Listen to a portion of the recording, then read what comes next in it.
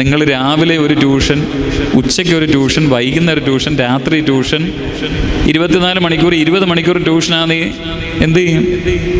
ജീവിതം മടുത്തു പോകത്തില്ലേ?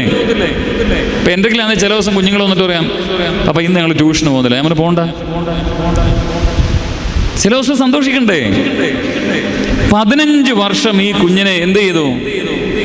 ഈ കണ്ണാടി കൂട്ടിൽ വളരെ വിജയിയായൊരു കുട്ടിയായി തീർക്കുവാൻ തക്കവണ്ണം B.F. സ്കിന്നർ വളർത്തി. പക്ഷെ അവസാനം ആ കുട്ടിയുടെ സമനില തെറ്റി മാനസികമായി ആ കുഞ്ഞ് പോവുകയാണ്.